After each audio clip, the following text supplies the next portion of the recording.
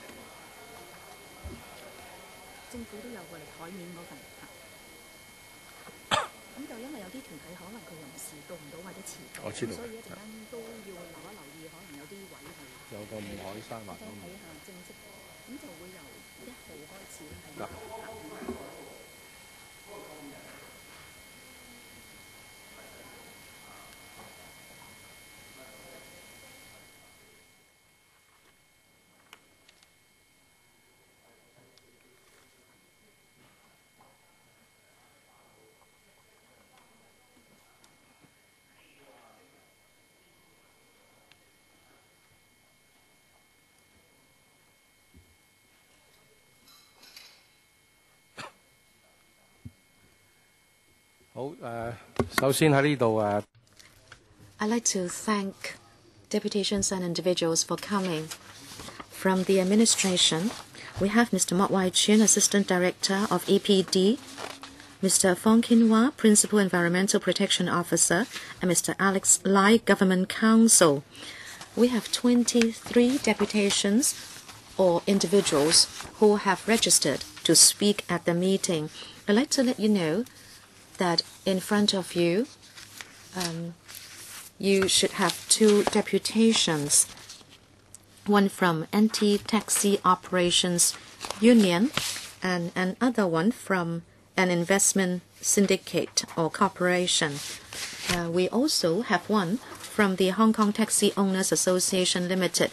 Before we start, I'd like to remind deputations and individuals that if there is a need, you can use the earpiece and also the microphone.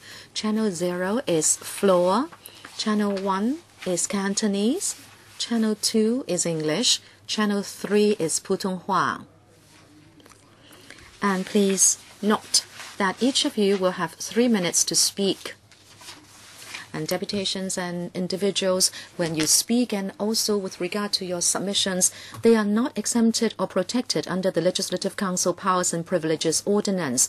And also, please be mindful that when you attend meetings in our conference rooms or when you sit in the public gallery, you should comply with all the security measures. That notice has been issued to you in the correspondence from the Secretariat. It is also placed on the table in front of you. People in the public gallery can get a copy of the notice if necessary. I'd also like to remind deputations and individuals that if you have already prepared a submission or a proposal, please write your name on it and give it to the Secretariat before you leave the conference room, so we can have it for reference afterwards. We can now start with deputations and individuals' presentations. Number 1, Mr. Koh is not here yet. And then we have Mr. Fong Sing now, who is number 2 on the list. Good morning, Chairman. I am Fong Sing, a chairman of a taxi trade association. The fee for smoke examination will be increased 100% from $310 to $620. I am most unhappy with this. You rely on privately operated testing centers. Is it that their cost effectiveness is not as high as those that might be operated by the government? Taxi operation is very difficult now. Our income cannot catch up with the median income of other road transport workers. You should not add to our burden without thinking through it. I hope you will be mindful of our plight and don't add to our burden. I hope you will not increase the testing fee by such a wide margin. Thank you. Next one, Mr. Lam Hoi Tat. Good morning, Chairman. We object to the increase of the test fee. Last year, we arrived at a consensus after very lengthy discussion in order to improve Hong Kong's environment, and we have invested a lot in order to improve the quality of vehicles. Now you say the vehicle quality has been enhanced and so fewer people are using the test, and in fact you are telling us that we should be responsible for such a result. I believe you should take up the responsibility of monitoring the emissions, and you should not pass the buck to the sector. The government should provide services, including this one. And after the Occupy movement last year, and also the anti-parallel trading campaign, the industry has seen its business drop. In 2015, in the first quarter, we have dropped from a double-digit growth to a single-digit growth. This is not the time to increase the fee. And every time, if you ask a vehicle owner to do a test very often, you only do it by visual detection. And every time we receive such a notice, we have to pay a garage for testing the vehicle to see whether there has to be any maintenance or repair made. We have to use a lot of time and money to do this, and if you also increase the test fee, it is a very heavy burden for us. Thank you. Mr. Ng Kwan Sing from the taxi trade, taxi owners. Good morning, Chairman and members. In the industry, we, the owners of taxis, object to this increase. Now, I don't know whether even despite our objection, it will be passed. I have said that despite what we are going to say, this will be gazetted for implementation in August. I find that very regrettable, and I would object to it. Last year, when you mooted the proposal, the majority of the transport trade objected to it. I think it is totally unfair. It shouldn't be implemented. When the TD wanted to do something for the environment, it rushed into making policies without any comprehensive planning. This is a disturbance to the public, and indeed we were shocked. A few weeks ago, the Ombudsman released some results or reports saying that there is a double standard adopted by the TD in terms of, and also the EPD in terms of smoke detection. When we take our vehicles for examination from time to time, why do we have to take our vehicles also for an emission test? Some owners actually said that he left Hong Kong, so he passed the date for vehicle examination and his license was suspended. I'd like to ask you, why is it that the TD does the same thing by using two standards? Why doesn't the EPD also provide for chassis dynamometer to be installed at garages? Why is it that private garages can install it so easily? Why can't we have it installed also at TD examination centers? Why do you want us to go to a third party when we don't have confidence in them? At the government vehicle examination centers, if you also test our vehicles for smoke emission, we would have more confidence. Why do you want us to do it twice?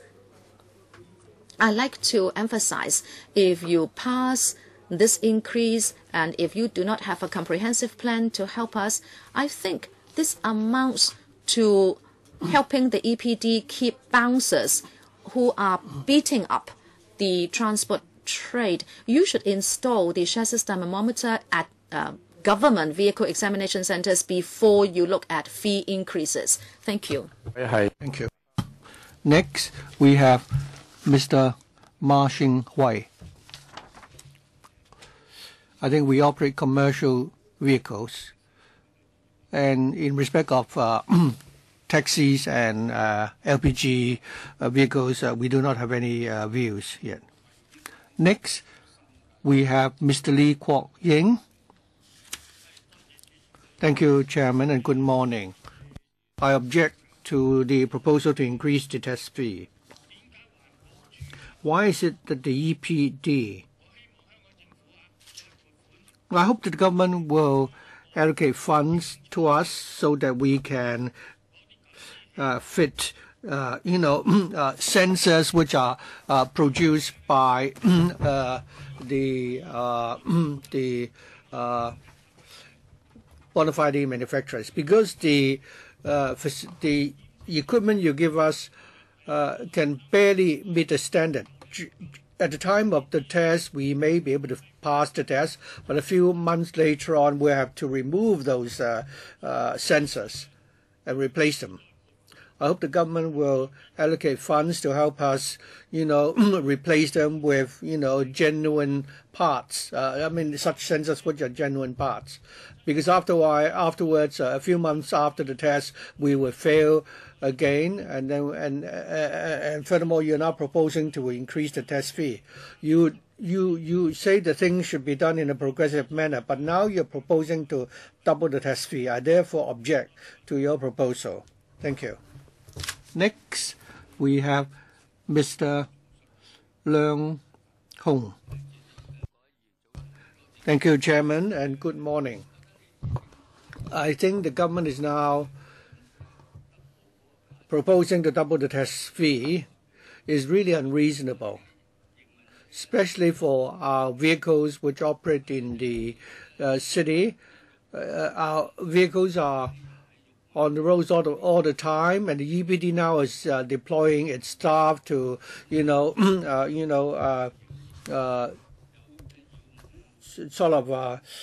check on our vehicles through visual inspection, and this is really a nuisance and unreasonable, especially the proposal to double the test fee. Sometimes, a few days after we've passed the test, we receive a notice to have to, attend to another emission test again. So we therefore are against the proposal to increase the test fee. Next, Mr. Chen Wai-ming. Thank you. More than 10 years ago, the government promoted the use of LPG taxis in order to protect the environment. More than 10 years later, you're now telling us that our taxis are not environmentally friendly. You are also proposing to increase the test fees. So are you going against what you've said a decade ago? If you say LPG taxis are not environmentally friendly, then you shouldn't have promoted in the first place. You also proposing to increase the test fee by such a large proportion. Who would be prepared to support this proposal? We are definitely against it. Since the EPD is proposing to, since EPD has to enforce the law, why don't you, like the TD, build a testing center? Why do you want to leave it to the private market to do it so that they can make a profit? Why shouldn't the government have the responsibility to do this? The government has a duty to do it. It shouldn't entrust it to the private market. We therefore strongly object to the proposal to increase the test fee by 100%. Next, Mr. Wong Po Keung. Good morning, Chairman. And good morning, members. Our association is against the proposal to increase the test fee by 100%. We are most dissatisfied with this proposal because this would drastically add to our operating cost. Faced with rising maintenance costs and insurance premium getting more and more expensive, the maintenance costs for taxis have now gone up because rentals of the garages have also increased. As a result, our profits suffer. Furthermore, every year we have to go through a major vehicle test, and I think everything should have been inspected already, and I don't think there should be an additional smoke test or emission test, and that the private garages be entrusted with the duty to inspect our vehicles. I think when we undergo the test at the TD's testing center, I think we should have the emission test done at the same time so that we don't have to, go through a second test in a year. And I think that is more fair. And certainly we do not accept that since the number of vehicles caught to violate the emission standard has now gone down, as a result, it is not the business for the DV ETC is not viable. As a result, we have to pay a higher fee. We certainly object to the proposal to increase the fee on this ground. Next, Mr. Wan Chek Ming. Thank you. Good morning. I'm the chairman of the Kowloon Taxi Owners Association. On behalf of our members, we would like to, object to the present proposal to increase the test fee from $320 to $620. It's a 100% increase, and this is unacceptable, especially because the EPD now is deploying 3 teams of officers using infrared equipment to go after vehicles which have exceeded the emission standards.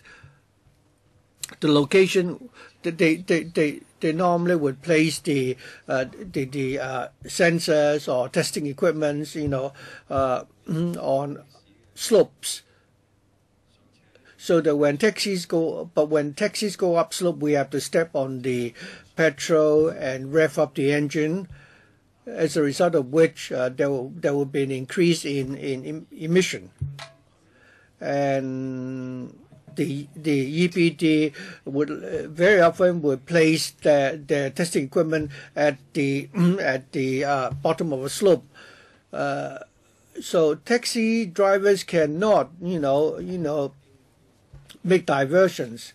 And I've heard some taxi drivers complaining that they've gone to the same location 4 times. On 3 occasions they were able to get away, but on the 4th occasion they were caught, and they have to, the taxi has to undergo the emission test, and they are required to do some maintenance. And I think this adds to the operating cost of the taxi owners.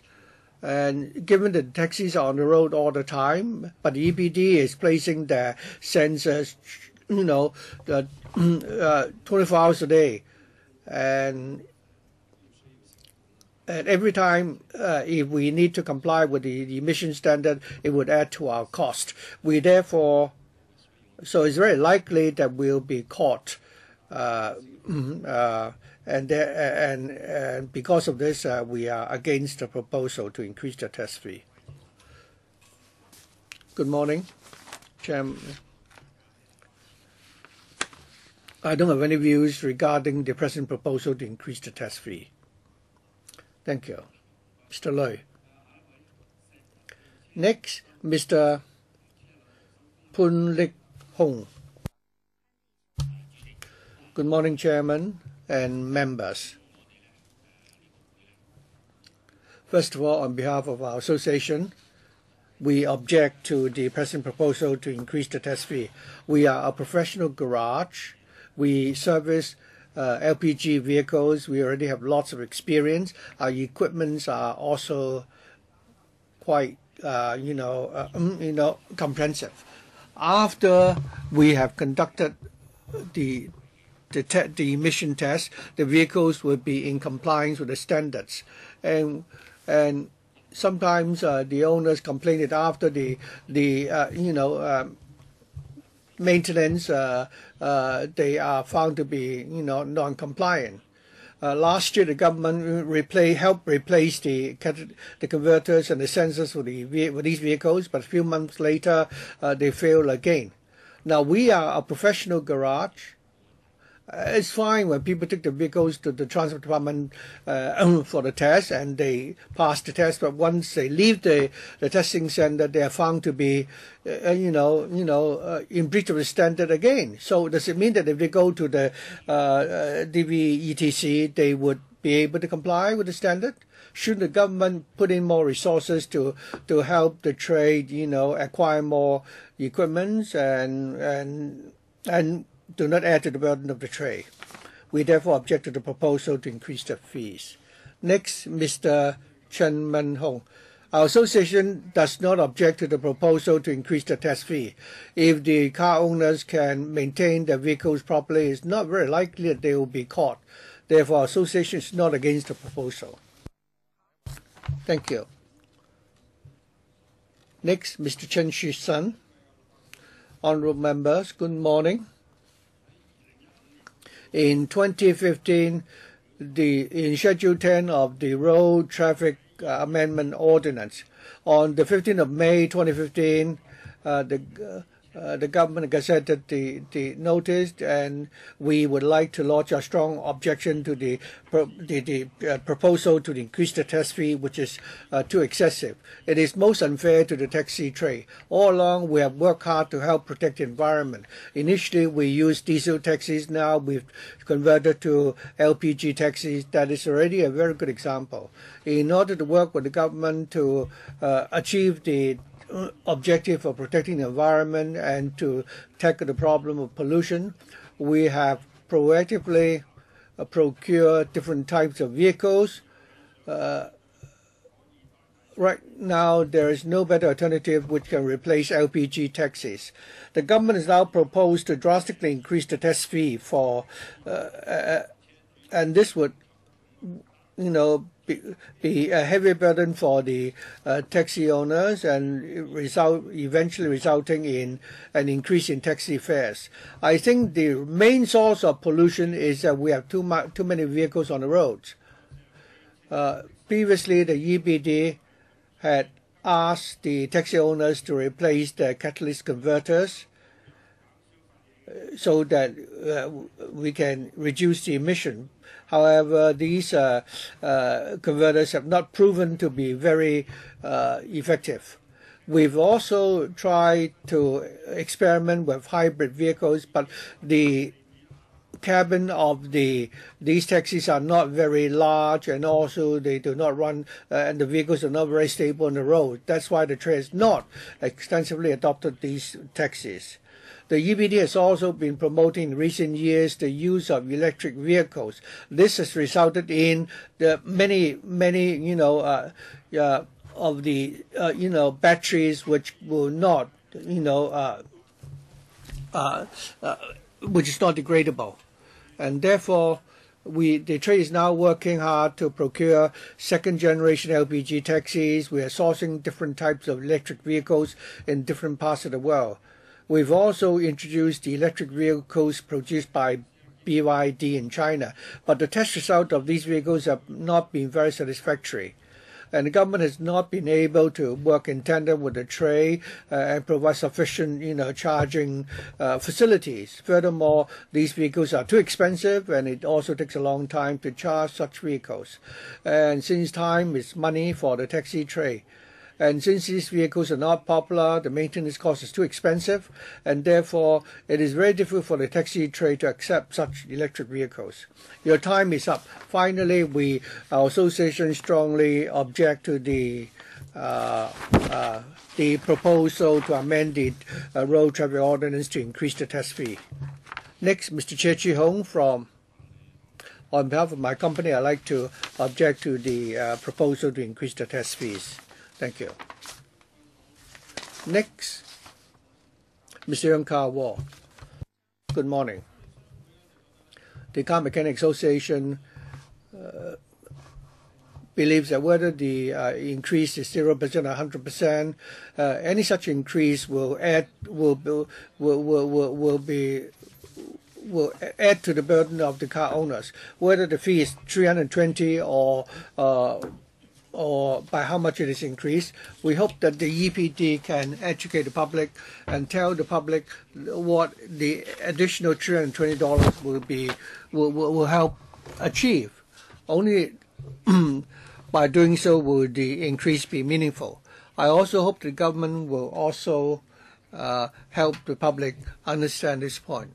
Our association does not have any views regarding the proposal. Thank you. Next,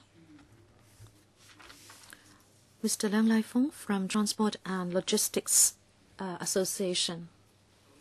Good morning. I am Leung Lai Fong. I represent the Hong Kong Federation of Industries Transport and Logistics members. I have heard the experience and the plight of the sector. I am of the view that transport and logistics have an impact on people's livelihood. The government, of course, wants to do something, but I believe departments should seek solutions among themselves, and you should help to train up people. When you seek to increase fees and charges, you should first make careful planning. We object to any increase. Thank you. Next, Mr. Wong Wing Chung from taxi drivers from the Northwest territories in Hong Kong. Thank you. We strongly object to the increase of test fee by the EPD. The government should look after the environment, and therefore vehicle examination fees should be taken up by government. If you dump everything onto the sector and in the end the fees are transferred to the public, well, on the face of it, you add to the burden of the trade, and then we pressurize the TD, and in the end, the TD will ask the public to shoulder the fee. We, of course, want the environment to improve. But Mr. Mok, you understand there is a price to pay. If you want to improve the environment, you should ask for more resources. Just like in previous years, you got $100 million and try to bring in improvements. You should understand that if you use the spare parts from the manufacturer, they are good for a few years. But if you go for non-manufacturer parts, they are only good for a few months. And what you now help us to do doesn't work. The EPD should have the responsibility to restore the high-performance system from our manufacturer. We may not do very good maintenance with our vehicles, mainly because the TD and departments do not give us enough resources for our operation. We can't even feed ourselves, and you are taking away the money we need to feed ourselves with to improve the environment. I think that is a big problem. We want to improve the environment, but the EPD should seek the funds. Mr. Mok, please help us a hand to get a few $100 million. So first of all, you should replace the system for us. And if you really are care for the health of the public, you should fork out a few $100 million every year to serve our industry. So we do not have to transfer the burden to the public. So I strongly object to any fee increase. Thank you. Thank you very much. I'd like to thank the 17 deputations or individuals appearing at the meeting. I think now I should ask Mr. Mok to give a response.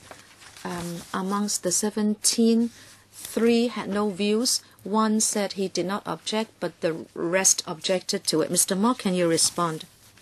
Thank you very much, Chairman and deputations and individuals, for your views. I'd like to focus on why we'd like to propose a fee increase. Actually, the $310 has been with us for 17 years without any increase. At the same time, the testing centers had to install new facilities, as you know, the chassis dynamometer. Because they needed to use this device, their cost has gone up and the vehicles have to be tested for a longer time. This is why, and there is a need to increase the test fee. This is point number 1. Point 2, we definitely understand that the trade would certainly resist any fee increase. That much we understand. But this time around, when we talk about testing vehicles, we are not talking about all vehicles. What we are talking about is that if vehicles are detected by us to be excessive in its emission, then we would ask vehicle owners to fix their vehicles. And after that, there has to be a test to show everybody that the problem has indeed been remedied. So if vehicle owners maintain your vehicles well, if you always do good maintenance and there is no excessive emission, then vehicles just will not have to fork out this test fee no matter how much it is. Okay? If vehicles are guilty of excessive emission and you have to take your vehicle to another test in order to show that the problem has been fixed, and under the users pay principle, you have to, of course, shoulder the cost of the test. The industry said maybe this could have been handled at the government vehicle examination centers. Actually, when we consulted the trade and also consulted the LegCo, we mentioned that at the TD center, we might not have enough space for such tests. When we discussed this with members, members also agreed that we could do this in stages. We need to do this in stages because members understand that we have a bad air pollution problem in Hong Kong, so members support the government's efforts in, for example, we can do it by roadside testing first by the EPD, and at the same time, the TD and ourselves will see how we can also test emission when we do a vehicle examination at our own centers. The industry also said that we operate by double standards, but well, we are doing it in stages. You can say that it is a double standards. So, Chairman, I have addressed the fee increase problem. The other issues will not be responded to by me. Okay, now it is time for members to ask questions. We have Mr. Poon Siu Ping, please. Thank you, Chairman. I'd like to thank the deputations and individuals for coming. The Chairman did the statistics. The majority object or strongly object to the fee increase. They are, of course, concerned because it's a 100% jump. The EPD explained that if vehicle owners maintain their vehicles well, there is no need for this test to be done. So private testing centers will have no business. But some deputations also said that for the sake of the environment, you actually supported them with the replacement of the catalytic converter. I'd like to ask a question. Is it that if they have new device installed in the vehicle, meaning the converter, then there will not be excessive emission and therefore no necessity for this test? Is that right? If they go for non-manufacturer converter, they may be guilty of excessive emission. Is that right? Is my understanding correct? When you gave them the support in the past, did you encounter any difficulties?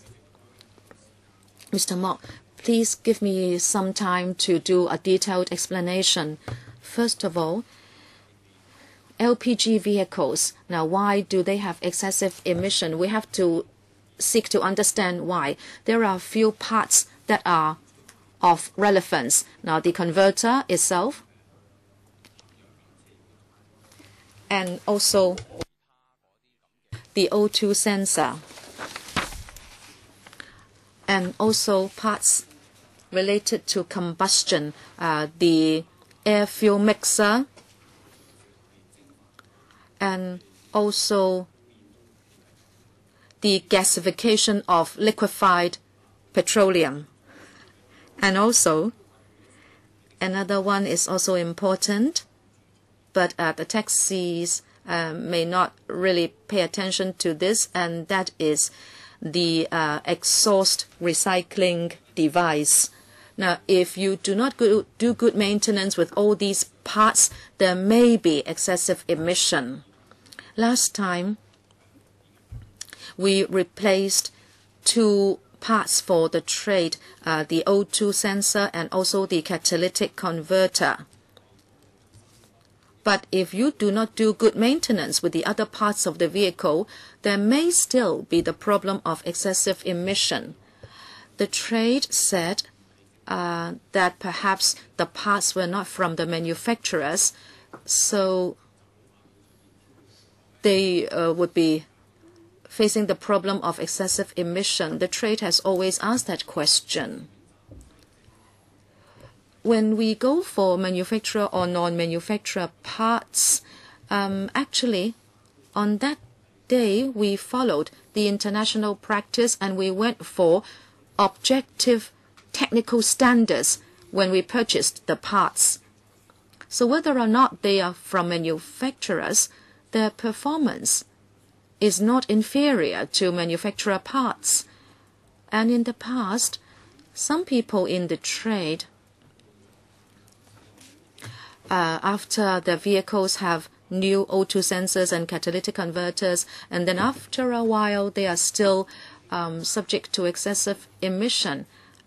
Some people in the trade liaised with us and we did some study and we found that the problem didn't arise from the replaced parts, but actually other parts of the vehicle. I like to emphasize that it is not enough for you just to have new catalytic converters and O2 sensors. That would not guarantee non-excessive emission. You also have to take care of other parts of the vehicle. And then you may ask me whether the mechanics know about this, because after all, vehicle owners rely on mechanics to repair and maintain their vehicles. Therefore, in order to complement this advanced smoke test, we have talked to repair trade associations so that we can pass this message to the maintenance and repair trade.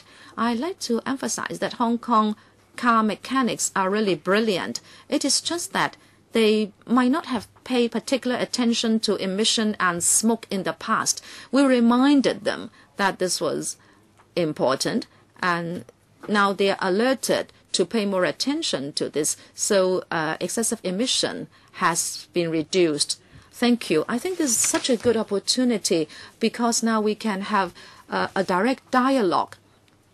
The trade has asked the government to help them pay the fee and ask for the government to make commitments. Now, I don't know whether the trade supports or accepts that explanation from the government. Mr. Lee Kwok Ying first. Sorry, speaker not coming through.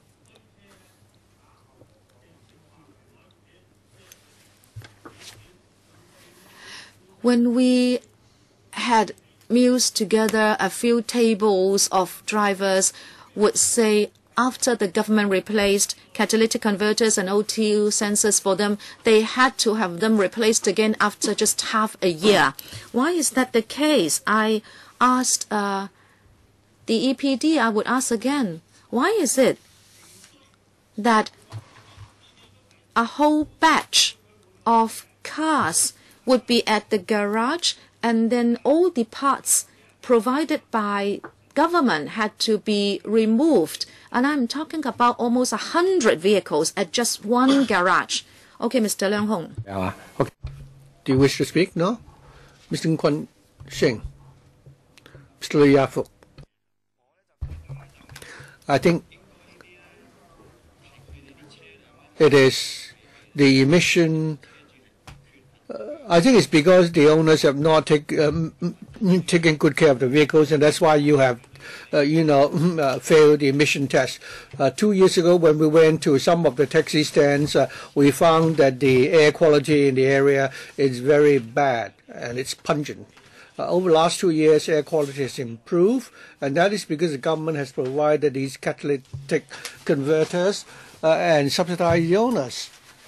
For that, I think that is done out of the government's good intention. Indeed, air quality has improved a lot. I think the genuine parts of the catalytic converters, although they are not genuine parts, but there is a 1 year warranty period for those which have been fitted to the vehicles. So whether it's genuine parts or non-genuine parts, if the engine were not properly maintained, then if you just install the converters and the sensors, they will break down very quickly in a matter of 3 months. Very often the owners are reluctant to spend the money to service the cars, and because of that, they emit a lot of smoke. And so, if they take good care of their vehicles, the vehicles will not be caught, and they don't have to undergo the emission test. So, using is a problem. There's a problem with the maintenance itself. Regarding the converters, when they were replaced, our association had already made a statement. We said that we hope that the government can help us, replace our converters with genuine parts. When the government, replace our converters with parallel imports, I don't think the EPD has collected sufficient data or information. We've asked the agents of European vehicles, and we asked them that if a certain part would need to be replaced, you would need to first prepare a very detailed report. While the EPD has done that, originally they used 200 vehicles, subsequently they used 600. But they only did it in certain areas, but it wasn't done on a territory-wide basis. For the LPG, taxi mechanics, we are all, servicing LPG vehicles. After the converters and sensors have been replaced, like some of our peers have said, a few months or sometimes even within 2 weeks, they need to be replaced again. So for the garages which have been servicing LPG taxis for more than 10 years, are you saying that the mechanics don't know how to service these vehicles? We really have questions about that allegation. Mr. Hong has already passed away. He had discussed this issue with our association for a long time. There's nothing wrong with the government to subsidize the owners to replace the converters. But why can't the government provide a subsidy so that the owners can choose to be retrofitted with genuine parts? The government can choose to offer them a subsidy of $3,000. If the owner is willing to pay $10,000 to buy a genuine part, he can make up for the $7,000 of shortfall, so that there won't be be any arguments. Why did you compel the taxi owners to use the parallel imports? Where do they come from? Do we have sufficient transparency? We're talking about taxpayers' money being used by the government to help improve air quality, which eventually will benefit the taxpayers and the public. But this time, $150 million have been spent, but what has been the result? It turned out to be a waste of money. So you're really challenging the quality of the OEM parts. Mr. Wong Wing Chung. I think when we talk about environmental protection, we cannot just do it once and once only. This time, you have 200 or 600 vehicles taking part in this replacement program.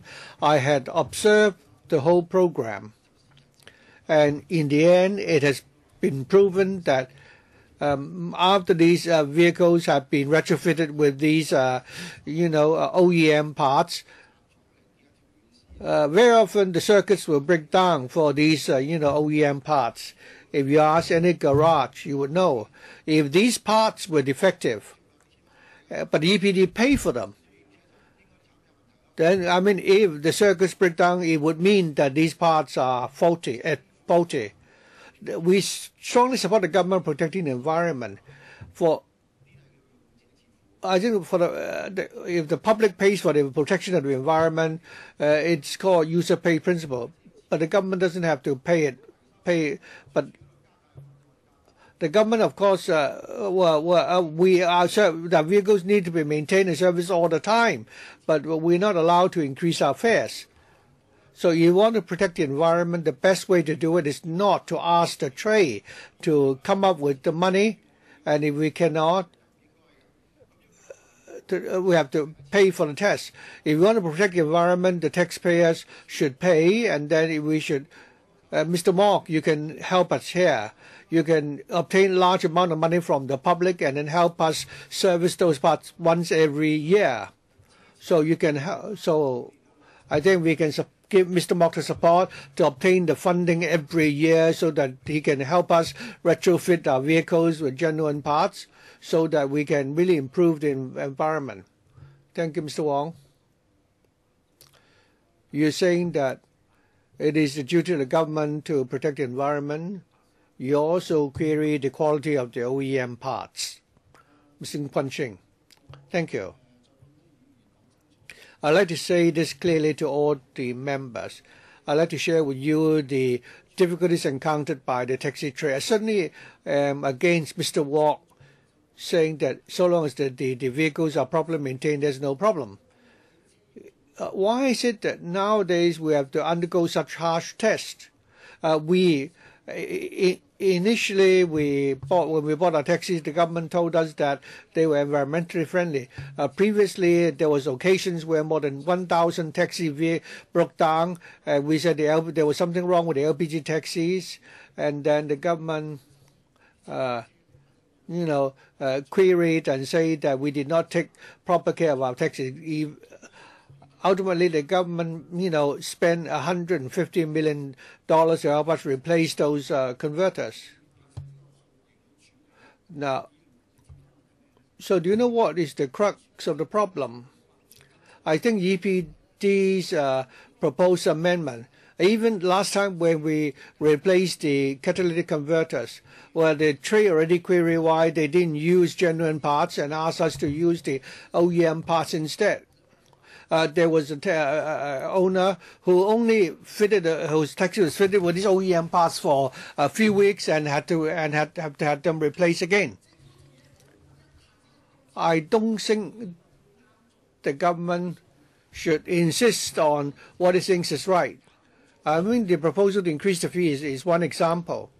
Why don't you do it at the government testing center? The Ombudsman already said that there's something wrong with your procedure. You want to achieve your objective, you want to be accountable to LegCo, and that's why you propose to set up these, DVETC.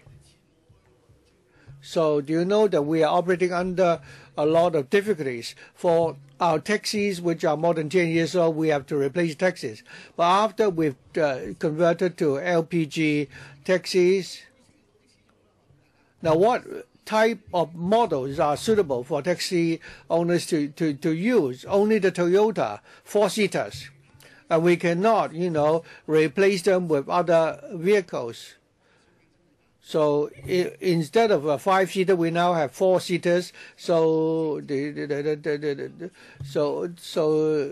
taxis become less competitive. So why is the EPD so stubbornly, sticking to its own, principles?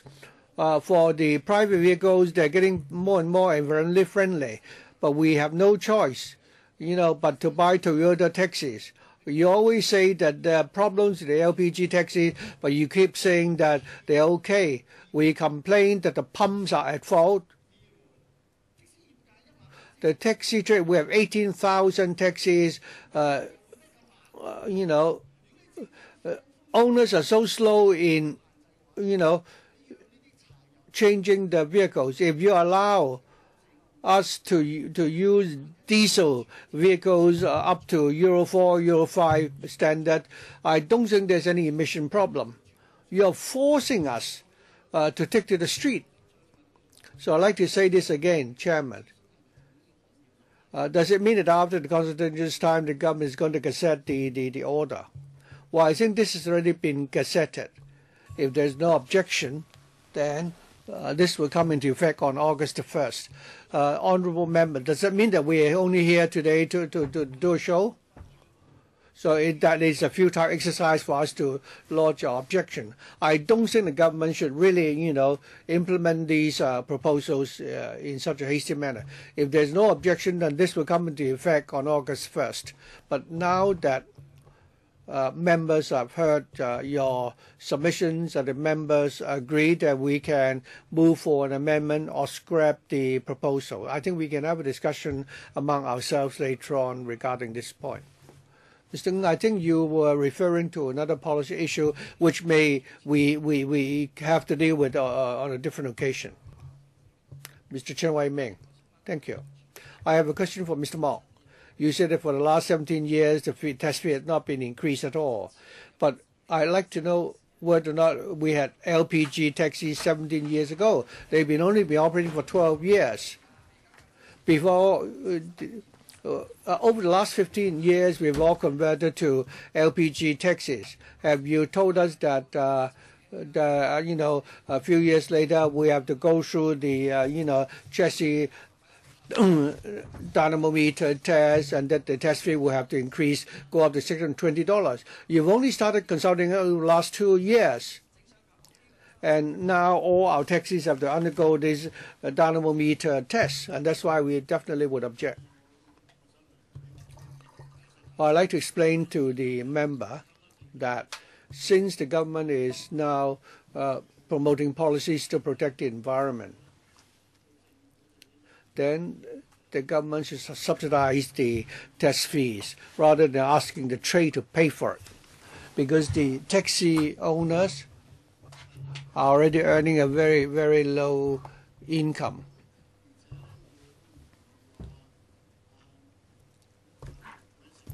I don't agree with Mr. Ng Kwan Shing.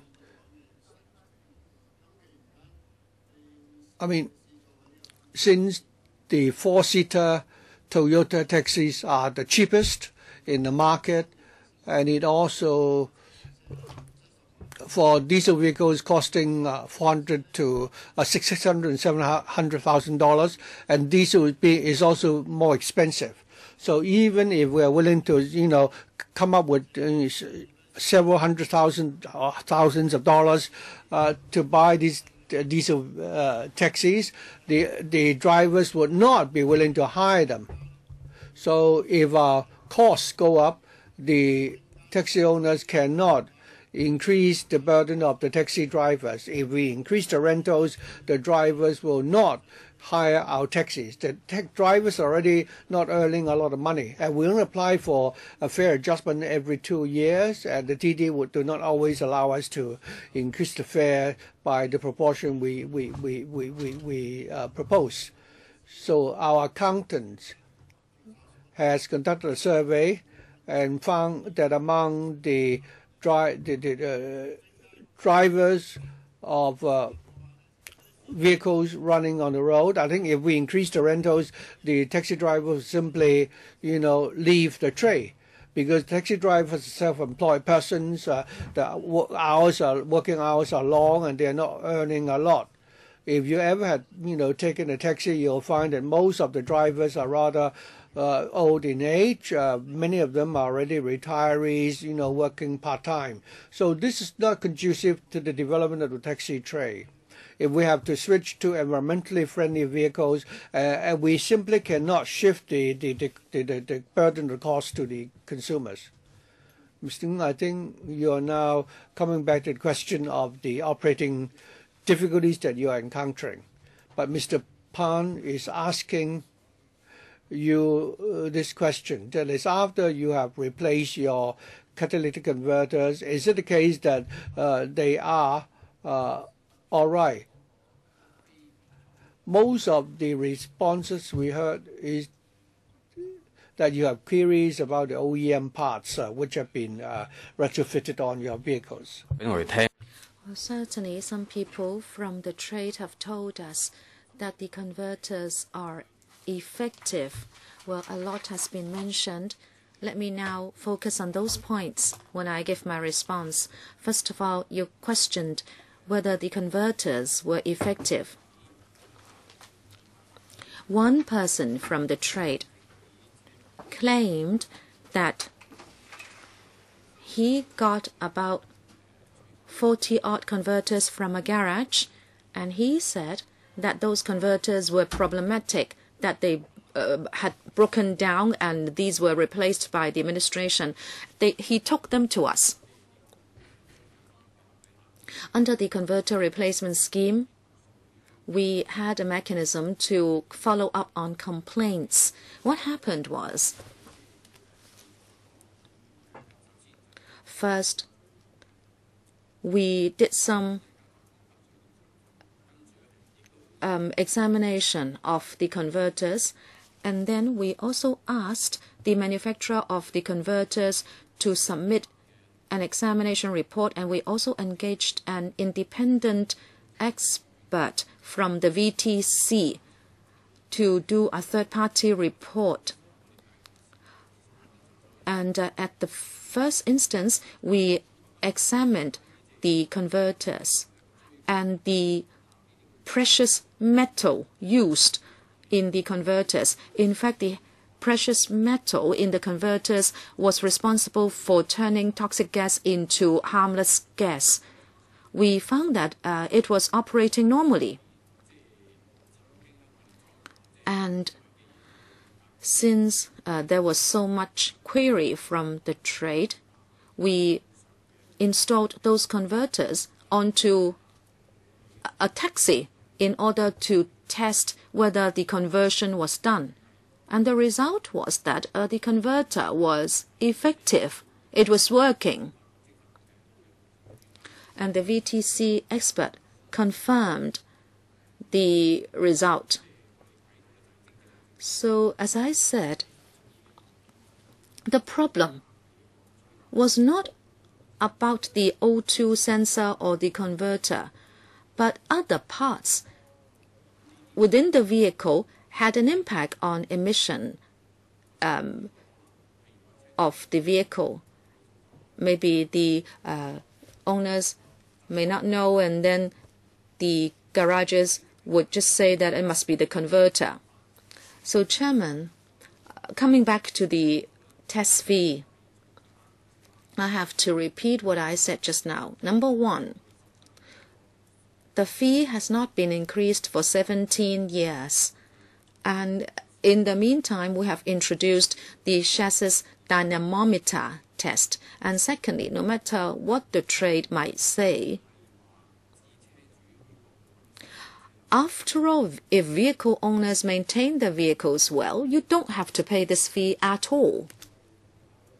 Next, Mr. Gary Chan. Thank you, Chairman. First, I'd like to thank the deputations and individuals from the transport trade for coming this morning. I heard that they queried the performance of the replaced converters and also the cost effectiveness of the exercise. It seems both parts are adamant about their views. The administration is saying it's not just the converter, but you have to maintain other parts of the vehicle as well. However, the trade is also saying that the converters have been installed, and I heard that they failed after half a year. I was quite shocked, and some people said that it failed after just 2 weeks. I find this quite strange. Even if you talk about parallel goods, they should not be performing that badly. Some mechanics also said perhaps the garages did not do a good job. Mechanics should install the converters the correct way. So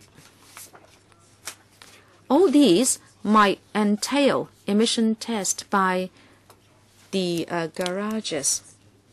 The administration asked for $15 million for dynamometers to be installed at garages because it wanted to reduce vehicle emission. In paper 964, page 6, we have got a form. It tells us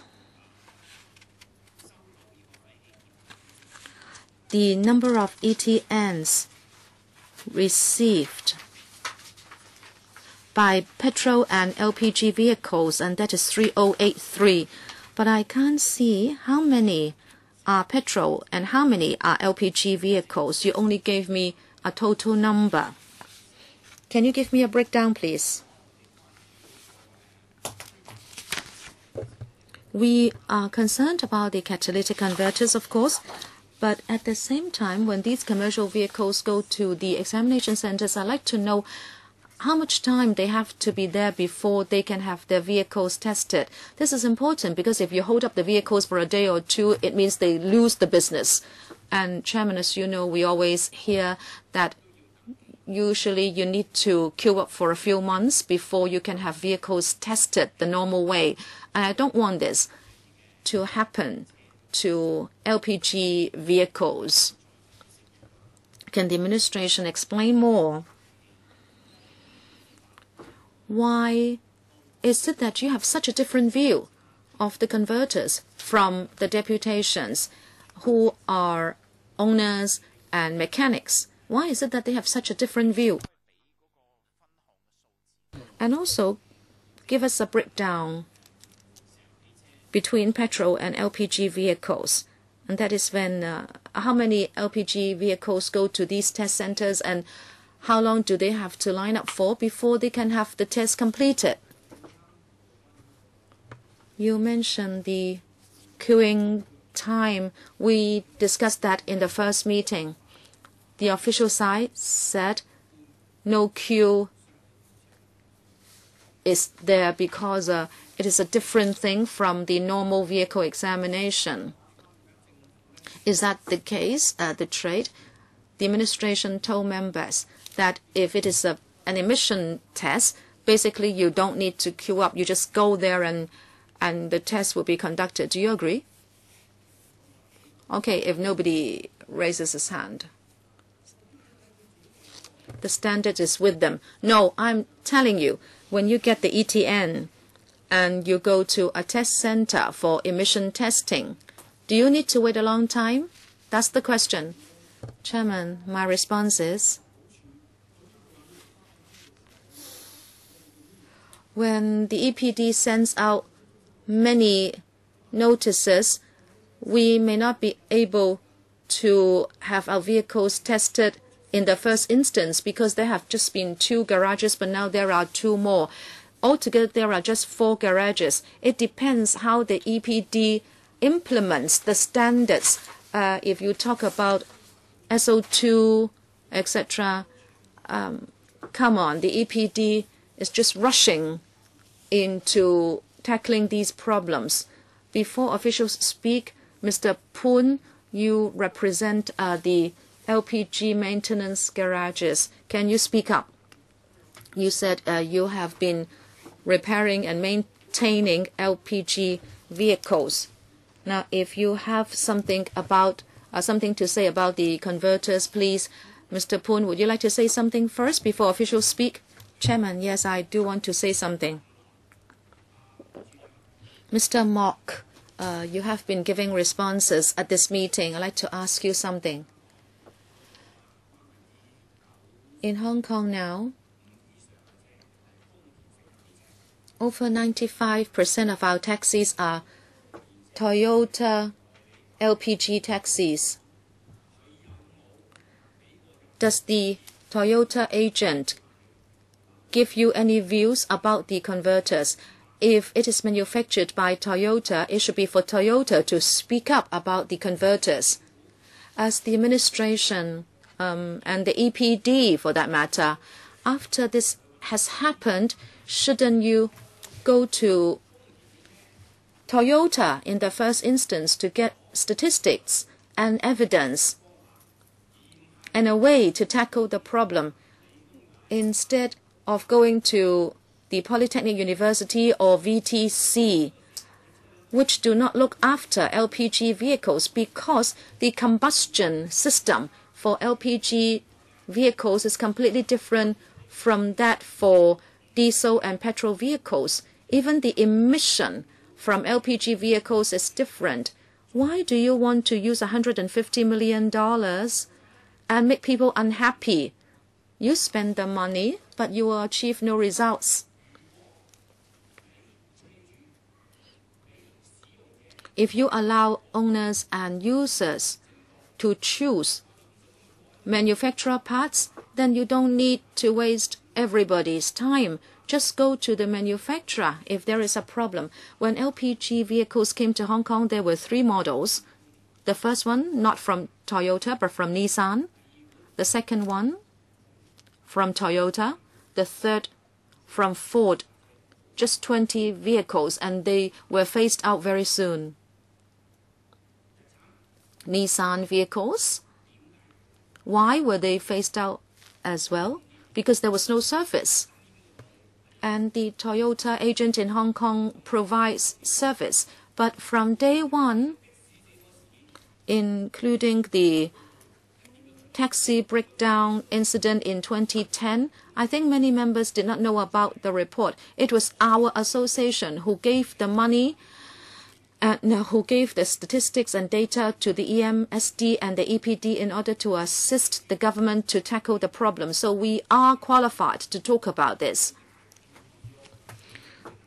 Why don't you give us the opportunity to use manufacturer parts? You talk about 300, 600 vehicles.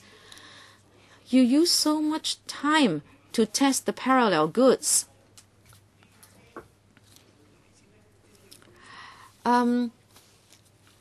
Is there resistance from the vehicle when you install such a parallel product into it? It's just like the transplant of a human organ in a human body. There may be resistance.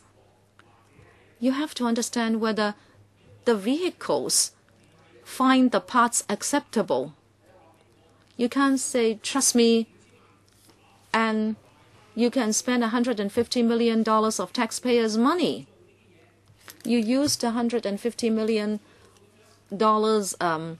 from taxpayers, and yet we are ending up in this situation.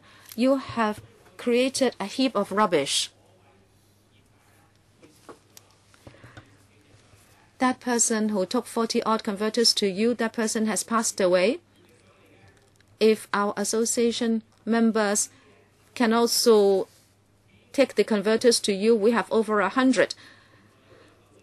Well, actually, these converters are selling for $200, $300. They are taken up, but who tests the quality of such parallel goods? Members, when you gave them $150 million, have you thought about these issues? From day one, we talked about this. We want effect. We have had LPG vehicles for 15 years. Why has the problem cropped up only in the past 1-2 years? If we have to replace the converter every year, we need a lot of them. Go ask Crown and the Toyota agent how many they have sold. Is it that all the converters were up to standard? Mr. Ng Kun Sing had a point. It is up to the standard you apply. Whether you send out 330 smoke detectors every day, you would just say, okay, that's enough, and then you can say you don't have to do more. But who is doing the monitoring? Is it genuine or fake? The vehicle might pass by the same spot 4 times and he is only caught once. What has happened on the other 3 occasions? And also, you have spent $150 million on this, and Mr. Wong is right. You have to pay for environment improvement because it benefits the taxpayers as well. Mr. Mok, put out the money. Do a good job. If you can't do it once, do it twice. If you can't do it twice, do it thrice. You say this is a user pays principle. It doesn't matter. Just get on with it. Mr. Poon. Director, Chairman, I'd just like to, first of all, give members the facts. From September 1st last year to the 30th of April this year, we had discovered that, give members some rough figures, close to 1,900 taxis have been found to produce excessive emission. Close to 900 taxis had not participated in the replacement program for the catalytic converters. The number of taxis which did not participate, among those 900, among 3,000 taxis, 900 had problems. So that is quite a large proportion, close to 30%. And these taxis which did not participate in the replacement program are relatively, new taxis, and they make up about 30% of the fleet. For those taxis which participated in the scheme, the figures I have roughly was about 15,000 which took part in the replacement program. Amongst them, about 1,100 taxis. There were 1,100. So you'll find that there was a big difference between those which have replaced the converters and those which have not. The trade have their queries, and as I said, if anyone said, and some members have also mentioned this, that is the OEM parts, we require the suppliers to provide a 12-month warranty. That is, if the trade finds that the converters are problematic, then they can ask for these converters to be replaced. So we do have a warranty arrangement. We also have an objective mechanism. The experts from the VTC will monitor these the performance. Chairman, if you allow me to also elaborate further, in the past, some people have claimed that since these converters were OEM parts, and therefore they broke down very, very, very quickly after they have been installed. We've already explained to the trade, and on one occasion at the press briefing, we also, gave the explanation, and we hope to spread out the information. That is, there are some problems with the combustion. As a result, if the converter breaks down, then combustion will stop. If the converter works, then the combustion will continue. As you need high temperature for the combustion. And our VTC colleagues have agreed with the analysis. So I think we should not just think that after I've replaced the O2 sensors and the converters, everything will be fine. You have to pay attention to the other parts as well. When we invited bids for the catalytic converters, we didn't insist that we will only buy OEM parts. We welcome the manufacturer to participate in the tender. We wanted to have more than one supplier so that the trade will have a choice. If the original manufacturer, for whatever reason, didn't win the contract, that is not something that is which we can control. In fact, there were some original manufacturers who participated in the bid, but we left it to the trade to make the choice. You have not answered my question regarding the detailed breakdowns for the 3,083 taxis. And Mr. Mok, could you also tell me this? Of the 3,083 taxis which received the ETN notice, how many of them have been retrofitted with the new converters? Do you have such figures? I'm sorry, Mr. Chen, I was being too, no, I wasn't specific enough. From September 1st last year to April 30th,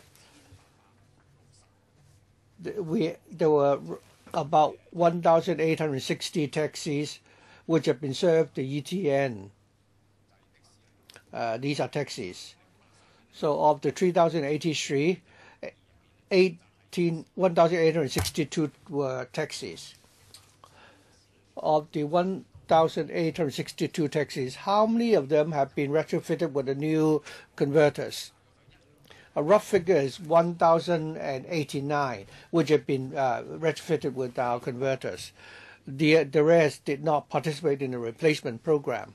So in other words, the number of taxis retrofitted with the new OEM retrofitters was 1,089 out of the 15,000,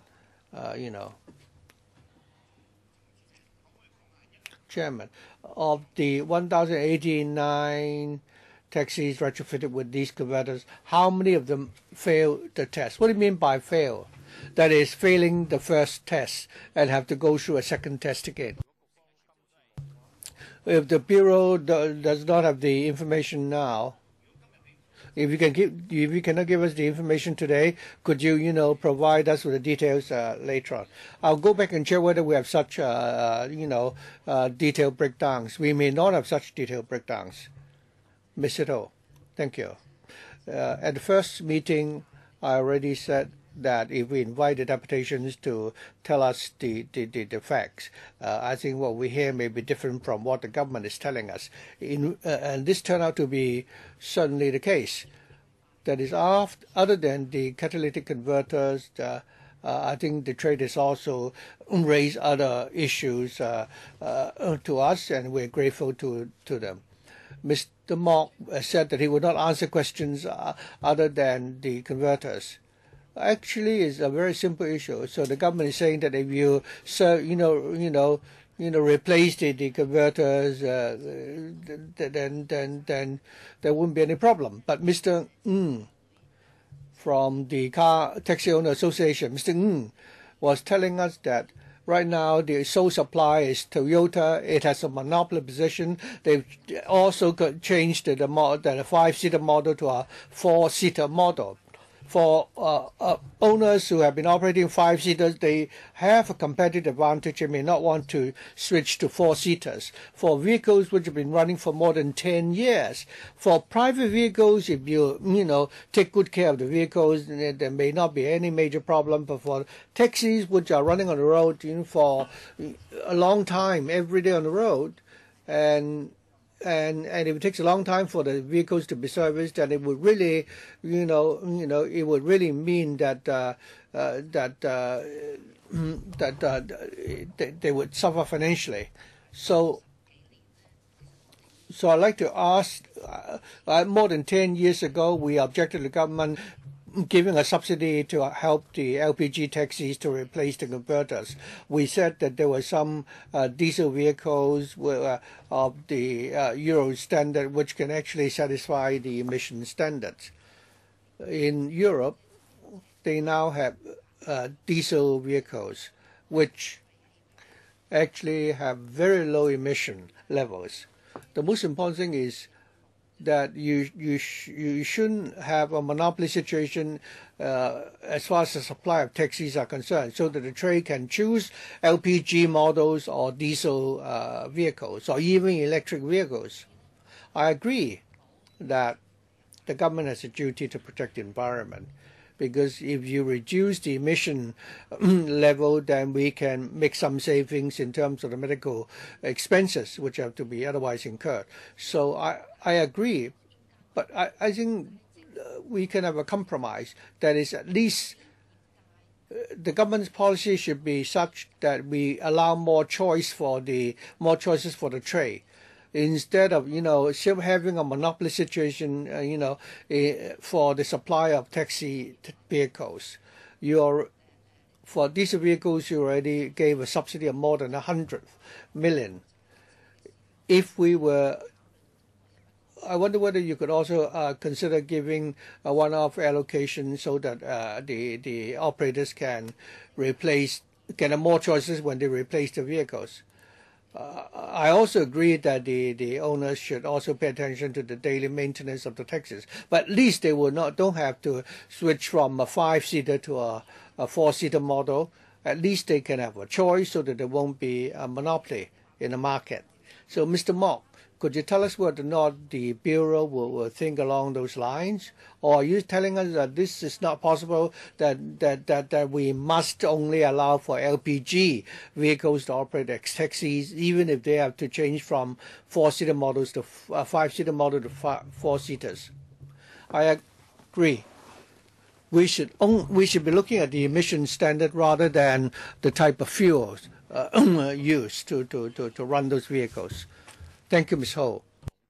Let me answer the question regarding the monopoly situation. Regarding the supply of LPG vehicles, I think the more popular model now is the Toyota model. Actually, there are two other manufacturers or brands which supply taxis, including Nissan Motors and Ford. But there's no, maintenance service. Whether or not there is maintenance service, it's about the ancillary services. I think at least there is a choice for the industry if they want to buy such vehicles. On the question of 5-seater and 4-seater vehicles, I think the market in Hong Kong is very small. We rely entirely on import for our vehicles. In Japan, according to my understanding, it is based on safety considerations that they've decided to change the 5-seater to 4-seater models, and that's why in Hong Kong we are now only importing 4-seaters. Members have observed that over the last few years there have been drastic improvements in terms of diesel vehicles.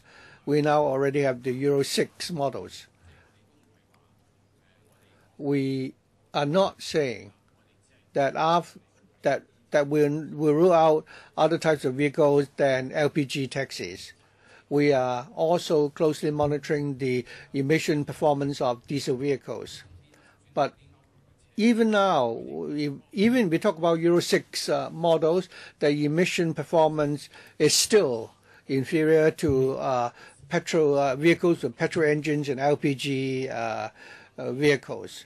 And that is the reason why up to now we have not considered diesel vehicles. But we are closely monitoring the development of the technologies. And some members of the trade have experimented with hybrid vehicles and electric vehicles. Experimenting with more environmentally friendly vehicles is something that we support, and we also have a fund to encourage the trade to use more environmentally friendly models.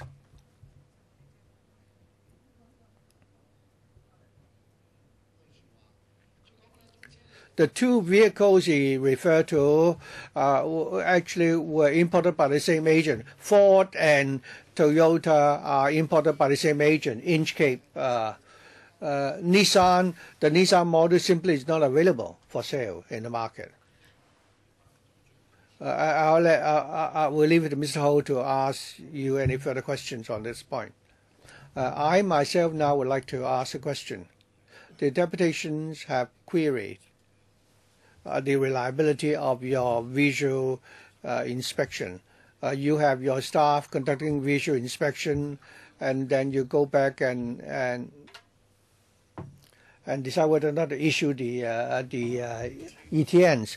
I'd like to ask the Trade whether or not there have been occasions where you have received the ETNs, and after you're attending the test, it is found that there's nothing wrong with your vehicles. Mr. Yip.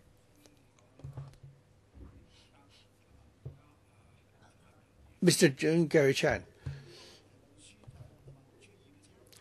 The standard adopted by the EPD. I think you asked a very good question, Mr. Chan. The original standard set by the EPD is so harsh that vehicles may have to go through the test 3 or 4 times and still fail.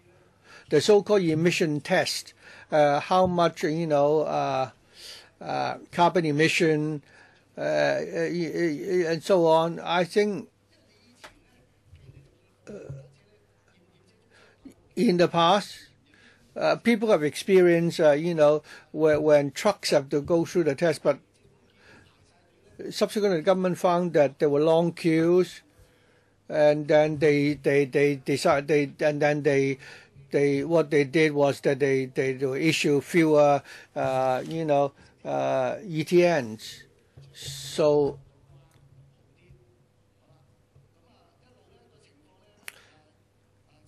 Mr. Chen, I think the situation was that originally they were very harsh, and all the taxis which went for the test failed. Subsequently, after the mechanics have got used to the procedure, then things improve a bit.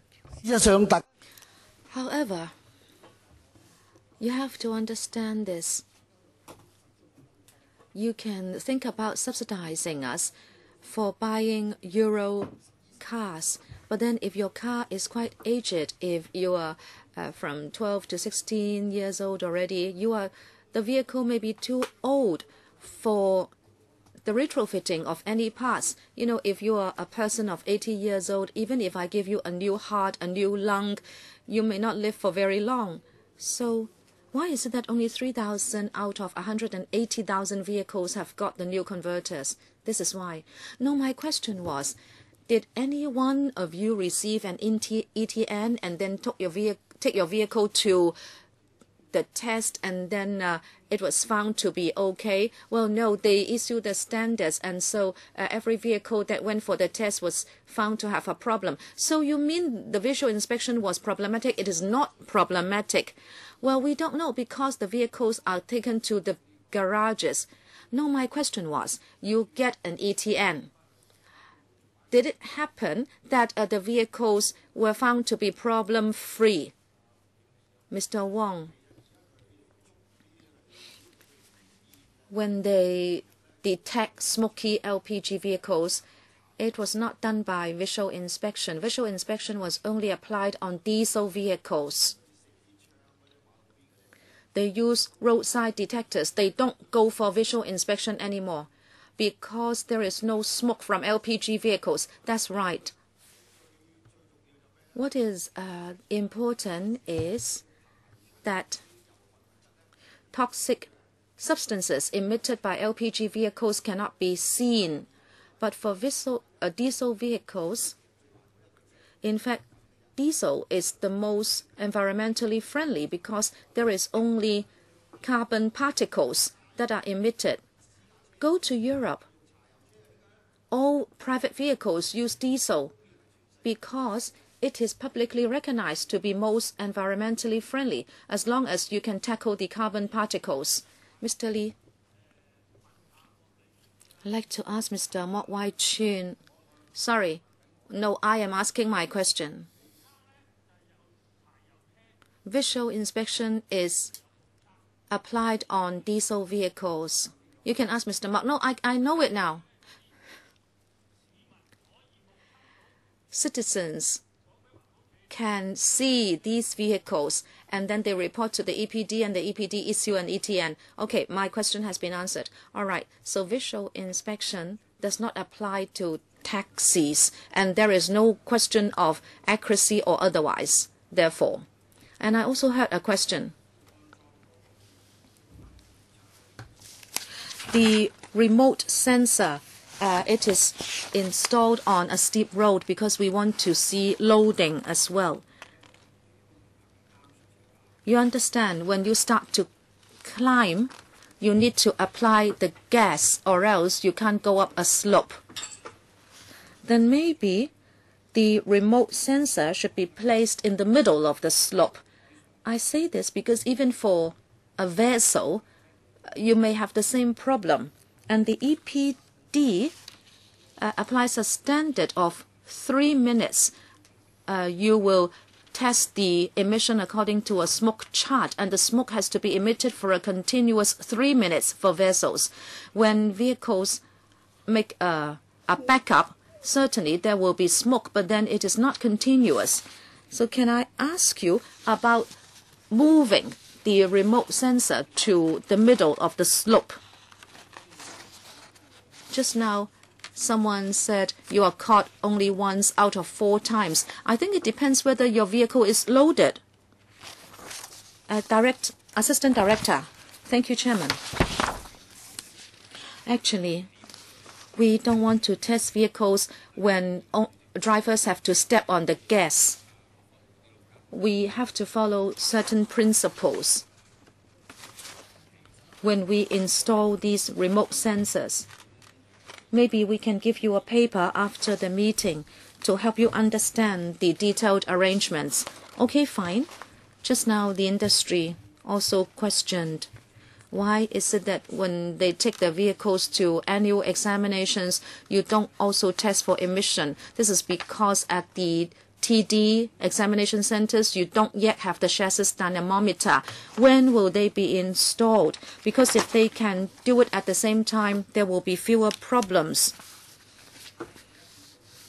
Now they need to take their vehicles to 2 tests, and they are worried about different standards.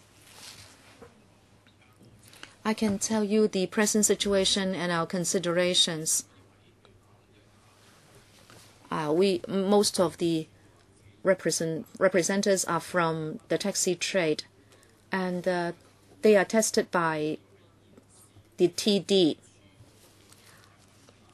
They may have to look for space at the existing centers to install the dynamometers, and that is quite difficult. We have been looking for space in the vicinity of such centers. So TD can install the dynamometers quite close to the existing centers. We have initially found some space, but then we need to look at land use. However, land is just one issue. What is important is we need to change the law, and when we need time to do anything with legislation. The TD takes time to do this. Ms. Ho is not yet back. I'd like to ask the 2 members whether you have other questions for the industry, or else we can now have a direct dialogue with the administration. Okay, so we thank the deputations and individuals for coming. Thank you very much. Now we will continue the meeting with the administration. Thank you. Yes? Can I ask Mr. Mock, can you postpone or cancel? Well, this will be for legislators because you add to our burden. We have heard you. The impact is great.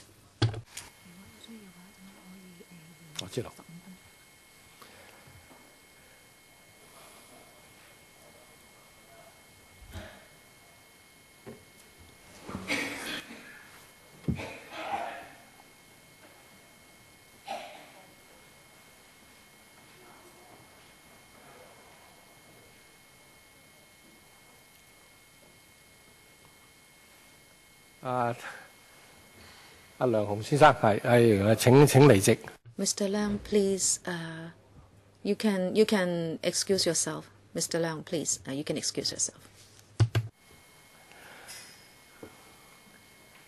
OK， 我想請問兩位議員，你哋 Members, do you have questions or comments for the administration? 主席 Chairman, yes, Mr. Poon. We understand the administration would like to implement it on the 1st of August. The industry is asking for postponement or cancellation. That is a strong request. Has the administration considered postponing it? So you can have time to alleviate the worries of the industry and therefore a smoother implementation later on. Assistant Director. Thank you, Chairman. Before we have had this public hearing, members might have already anticipated that the industry just would not say they would support, and we would have expected them to object. But members have to consider this.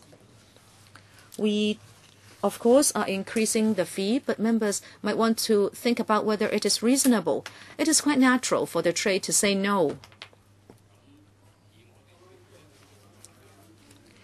Now we are faced with this situation, and we apply the users pay principle. The fee has not been increased for over a decade, and testing centers are saying that the fee is too low to be reasonable, and they are not interested in conducting the test anymore. I think members have to consider these factors. So to answer your question, Mr. Poon, do you think by postponing this, the industry would eventually support us? My own assessment is no. It is just that we want to tell the industry to do more maintenance. And as I showed you with figures, we have found that only a minority of taxis have emission problems. Just take a look with the taxis with converters replaced. We found 1,089 vehicles to have an emission problem, but the percentage is low. Before we retrofitted taxis with converters, about 80% had an emission problem. If vehicle owners maintain the vehicles better, they will have less chance of meeting a problem. Just now there is a Mr. Lui who said that sometimes, and other people have said that as well, and that is sometimes they could smell quite pungent a smell from taxis, and that is why, because the converters were not functioning well. And if you can see the present situation, which has improved, this is because the converters have been retrofitted. So we have to step up control by having this measure. Mr. Poon, any more questions? Well, I can understand the thinking of the government, but the industry, of course, wants to object to the big increase. Your justification is the fee has not been increased for 17 years and you can't help it. But if you're talking about cost escalation, then maybe you want to increase the fee again next year because there will be inflation. My question for you is whether you can think through this again by allaying the worries of the industry, at the same time improving the environment.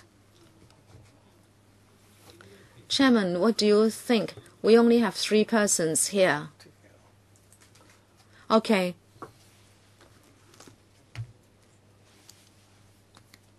I represent the industry, and you can hear their very strong voices. I think I need to go back and talk to them again to decide whether I want to move a CSA because the voices of the industry are very strong. At the council meeting this afternoon, barring unforeseen circumstances, I will ask for an extension of the scrutiny period until the 8th of July, so we have more time. However, if we can't do it this afternoon, we will have to stand by the deadline of the 17th of June, and if there is to be any CSA notice has to be given by today, but so we can't meet the deadline. However, my estimation is that we can move the extension this afternoon at the council. Ms. Sitho should have follow-up questions, but she's not in the room.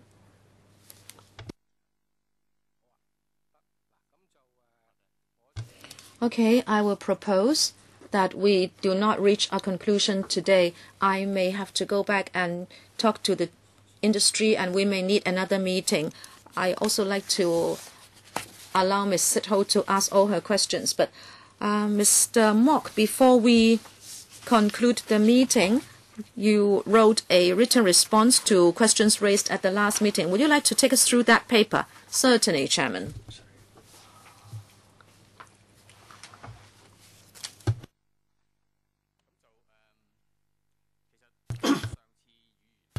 I think members raised a few points at the last meeting. First of all, if within 12 working days, if the owners have difficulties and we found they didn't have enough time to fix the vehicles, I think the enhanced vehicle inspection scheme has been in place since 2009. So we have an established mechanism. If the owners require more time, if they could provide more, provide the evidence, then we are prepared to allow them more time. But if we don't simply, employing a delaying tactic, of course, that would not be allowed. If the emission problem is not fixed after they have been serviced, and if they want us to, and we're asked to provide some data in our paper, in the annex to our paper, we have provided some figures. That is for diesel vehicles over 5.5 tons, they will pass the test after 1.4 times. So light diesel vehicles 1.2. So it's comparable. So the garage trade now have mastered the techniques of servicing these types of vehicles, and it is reflected by the fact that the passing rate is very high, more than 90%. But still, we will continue to work closely with the garage mechanics and provide them with the assistance if necessary. I also like to mention to members that we have a hotline in place. That is, if the mechanics encounter any difficulties, they can give us a call, and our colleagues will actually go to the garage itself and help the mechanic analyze the problem together.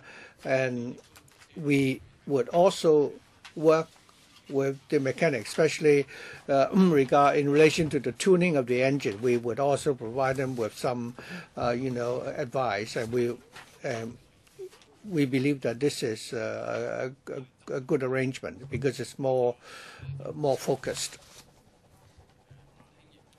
Regarding the owners of light diesel vehicles having to pay a higher fee, I think it's only a question of rentals, because those which operate in urban areas have to pay a higher rent. Some members also made the point that the vehicles which emit excessive smoke is smaller in number, and therefore these testing centers are getting less and less business. Of course, we'll closely monitor the situation, but what we have observed is that the private market is interested in operating these testing centers. The problem now is that they think that the testing fee is too low. It is unreasonably low. In the past, they charge $310 even without the dynamometers, and therefore now that they have procured these dynamometers, the fee is still 210, then it's not reasonable. So if the mechanics are able to master the technique better, then I think the possibility of vehicle owners having to go through the test repeatedly would be smaller. In the long term, I think we've worked with the VDC and they have adopted our data into the courses. And of course, eventually we believe that our hotline should be able to help any mechanics which have problems. Basically, they have already acquired the technique, and the number and the request for assistance through the hotline is also declining. Thank you, Mr. Mark. Dr. K.K. Kwok, thank you. I'm sorry if some of the points have already been raised earlier on. I apologize, but I'd like to follow up on what Mr. Mock said just now. I think the biggest problem now is that you're saying that the testing centers are not finding the business viable while the cost is going up. At the panel, we already said that unless the government have some policy to help these centers, otherwise this is a problem that cannot be fixed. If you do not do anything, then the business will not be viable, and then the waiting time for the trade will become longer, and it's not very fair to them either because they have to wait for too long, and they will not be able to operate business. So we would like to ask whether the government can have some facilities. For example, could you build some new structures? Earlier, we heard that the government is going to build a new government complex in West Kowloon. And why can't you, for example, set up testing centers at the ground level of these government buildings and invite the private operators to operate there? Of course, you can charge them a lower rent on condition that they offer quality service and that the fee they charge is competitive. So on the one hand, this can help the trade. It can also help reduce the cost. Have you ever try to do this, and if not, would you be prepared to do that? Thank you, Mr. Kwok, for your question. Before I tell Mr. Kwok whether or not we've considered, fighting for these centers to be set up, at government facilities. Now, first of all, I think we all agree that we do not want the vehicles to have excessive emission, because that would adversely affect air quality. Last time when we consulted members, some members pointed out, well, while the trade may not agree, I think this proposed fee may have a deterrent effect. That is to remind the owners that they need to do a better job in terms of taking good care of the vehicles. The biggest problem, and the trade may not like to hear this, actually the vehicle owners, especially for these business vehicles, which are running, all the time on the road, then they should pay more attention to proper maintenance. If the vehicles are properly maintained, they don't really need to worry as to how much the fees will be increased. And that is why we hope that through different channels, we can send out a message appealing to the owners to do a good job in terms of maintenance. If there's something wrong with the vehicle, then is there something we can do that so that the owners do not have to pay such a high fee? On the premise that the owners have the responsibility to take good care of the vehicles, we have to also consider the user pay principle. I think that many people in a community demanded different types of services. So as far as the testing service is concerned, if the owners of the responsibility to, properly maintain the vehicles, it is not easy to justify the government that the government should subsidize the vehicle owners. So we believe that we should leave it to the private market and the car owners. So far, the business sector is interested in operating these testing centers. But I've also explained this at the last meeting. They do not want to fully recover the costs of operating these test centers. In the paper we gave members last time, we already explained that the testing centers are not talking about recovering the full cost of operation. They just want a reasonable return. We always explain to the car mechanics industry. I think the biggest problem is whether or not they have the chassis dynamometer. I think what we need is, a mechanic which has the requisite scale. We have to give them the incentive. We're not saying that we want them to make a huge profit, but at least they should at least have a business case to offer the service. So the government has found out that there are some people who are willing to operate these test centers, and we want the private market we prefer the private market to operate these test centers. Well, what is the reason why the number of test centers is dropping? You say there are still people who are interested in operating these test centers.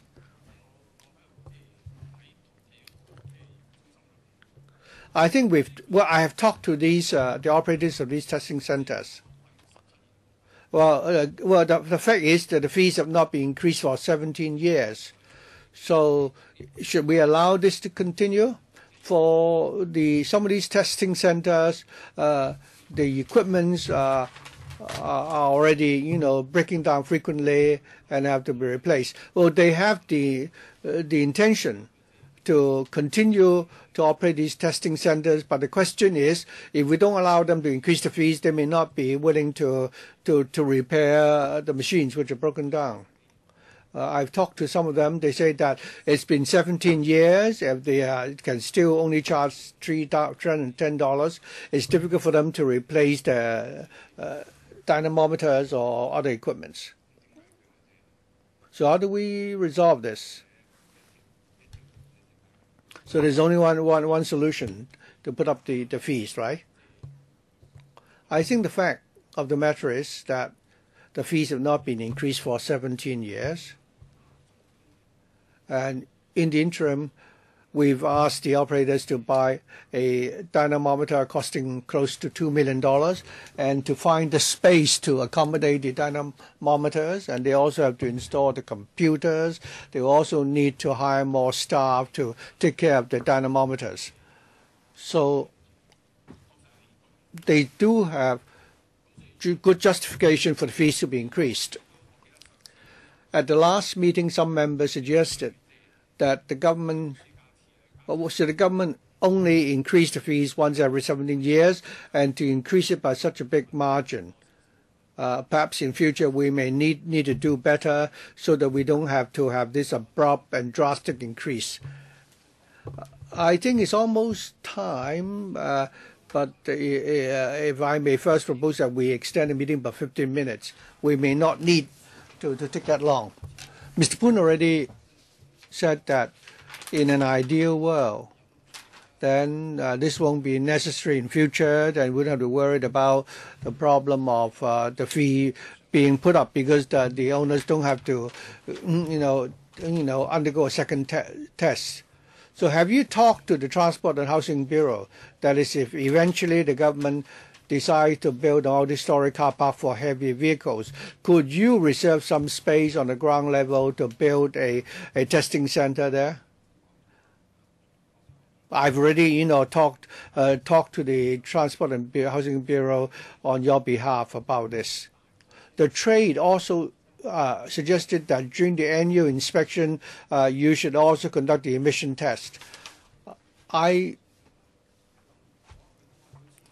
Now, if you could do this, and if the situation should steadily improve, if the mechanics are becoming more and more skilled, and fewer vehicles have to go through a second test, then the vehicles can simply go back to the transport department to have such tests taken. Now, if the center operated by the TD can conduct such tests, does it mean that, well, the TD may conduct the inspection once every year, but during the course of the year, these vehicles may not have been properly maintained. As a result, still, you emit excessive, exhaust. No, there are two types of centers now. One would be the centers operated by the TD. The other one would be the designated vehicle emission testing centers. There are two types of such centers at the moment. And this system has been operating for many years already. So there are two types of such centers. Of course, if the vehicles are properly maintained, then the business for these DVETCs would certainly, decline. The testing center operated by the transport department. Now, if they were equipped with the dynamometers and if they can conduct the same tests, and if they have any spare capacity, and given that you have such a small number of vehicles which have to go through a second test, then they can go to the testing center operated by the TD, so that you won't have a situation now where the testing fees for light weight, heavy vehicles are more expensive than the heavier type of vehicles. We are open to any suggestions, but even if the government is going to do it also, we will also go for cost recovery. Whether it will become more expensive or less expensive, no one knows. I think what, Chairman, you are saying is based on one major premise, and that is there is residual capacity. Whether the TD can also provide the service. For example, taxis receiving the ETN can go to the TD center instead of going to other garages. We can take this up with the TD, but now there is still not the device, but later on we can certainly explore into this. Any other questions from members? If not, deputations and individuals have spoken today. I hope the administration will give us a written response in the next meeting. I would propose that we have another meeting. As I explained, I need to go back and consult the industry whether they would like to have a CSA. And the clerk is telling us that the soonest date is the morning of the 15th. And the administration will have to rush with the response. I think you can do it. We will try our very best. Okay, there is nothing else. Meeting is adjourned.